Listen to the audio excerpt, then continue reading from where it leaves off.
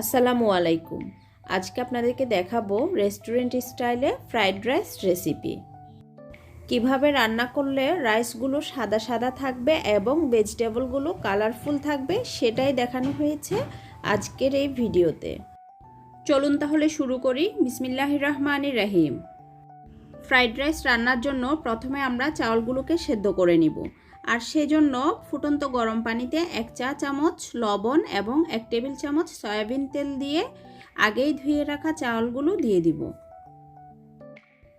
এখানে আমি 500 গ্রাম চিনি গুঁড়া চাউলকে ধুয়ে পানি ঝরিয়ে রেখেছি। ফ্রাইড রাইস রান্নার জন্য চাউলগুলোকে শুধুমাত্র 80% পর্যন্ত সেদ্ধ করে নিব।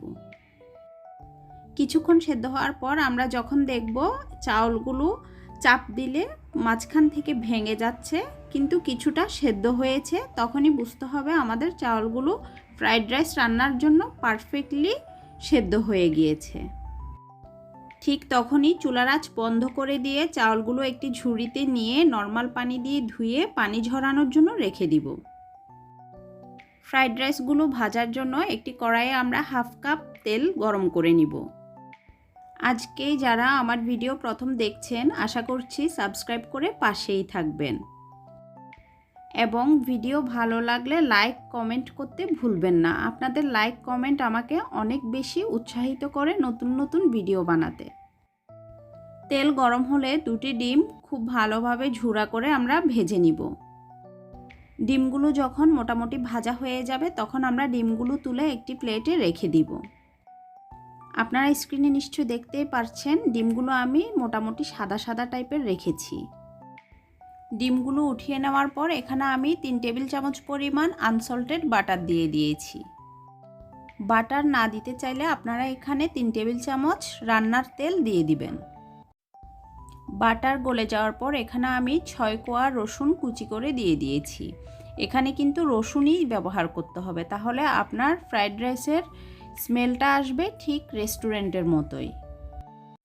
রসুনগুলো যখন হালকা বাদামি কালার হয়ে আসবে ঠিক তখনই দিয়ে দিচ্ছি 1/2 কাপ পরিমাণ গাজর কুচি, স্বাদ অনুযায়ী কাঁচামরিচ কুচি। আপনারা যতটুকু ঝাল খেতে পছন্দ করেন সে পরিমাণ কাঁচামরিচ দিয়ে দিবেন। দিচ্ছি 1.5 চা চামচ পরিমাণ লবণ। এই সময় কিন্তু চুলার আঁচ হাইতে দেওয়া আছে। দিচ্ছি 1 টেবিল চামচ পরিমাণ সয়া সস। এখন দিচ্ছি 1.5 চা চামচ চিকেন সিজনিং। এই চিকেন সিজনিংটা ইউজ করলে আপনার ফ্রাইড রাইসের টেস্টটা পাবেন পুরোপুরি রেস্টুরেন্টের মতোই। সবগুলো উপকরণ একসাথে মিশিয়ে ভেজে নেওয়ার পর এখন দিয়ে দিব আগেই সেদ্ধ করে রাখা চাউলগুলো। এখানে আমি চাউলগুলোকে পানি ঝরিয়ে রেখেছিলাম।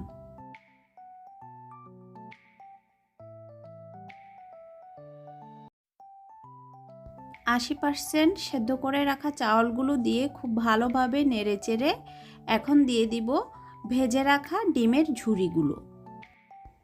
এখন দিচ্ছি 1 চা চামচ গোলমরিচের গুঁড়ো। এই রেসিপিতে সবগুলো মশলা আমি মেজারমেন্ট কাপ সেটের চামচগুলো দিয়েই দিয়েছি। এবার সবগুলো উপকরণ খুব ভালোভাবে নেড়েচেড়ে মিশিয়ে দেওয়ার পর চুলার আঁচ পুরোপুরি লো করে চাউলগুলোকে আমরা দমে দিয়ে দিব ঠিক 20 মিনিটের জন্য। সবগুলো চাউল যাতে খুব ভালোভাবে ফুটে ওঠে সেজন্য এখানে আমি একটি ফুড গ্রেড প্লাস্টিক ব্যবহার করছি। তারপর আমি ঢাকনা দিয়ে দিয়েছি। আপনারাও চাইলে এই পদ্ধতিটি ফলো করতে পারেন। এতে করে ভাত কোথাও নরম হয়ে যাওয়া এবং কোথাও চাউল চাউল থেকে যাওয়ার কোনো চান্সই থাকে না। 20 মিনিট পর আমার ফ্রাইড রাইসগুলো খুব ভালোভাবে ফুটে উঠেছে। ঢাকনা তোলার পর ফ্রাইড রাইসগুলো খুব ভালোভাবে একটু উপরে নিচে নেড়েচেড়ে দিব। এখানে আমি কিছু পেঁয়াজ কলি কুচি করে নিয়েছি এবং একটি মাঝারি সাইজের ক্যাপসিকামের অর্ধেকটা কুচি করে নিয়েছি। এখন এই ক্যাপসিকাম এবং পেঁয়াজ কলিগুলো ভাতের সাথে দিয়ে খুব ভালোভাবে মিশিয়ে দিব। ক্যাপসিকাম এবং পেঁয়াজ কলিগুলো খুব ভালোভাবে নেড়েচেড়ে মিশিয়ে নেওয়ার পর চুলার আঁচ বন্ধ করে দিব এবং এরপরে আমরা কিন্তু আর ঢাকনাও দিব না, চুলার আঁচও কিন্তু আর জ্বালিয়ে দিব না। এই তো তৈরি হয়ে গেল দেখতে এবং খেতে হুবহু রেস্টুরেন্টের মতোই ফ্রাইড রাইস।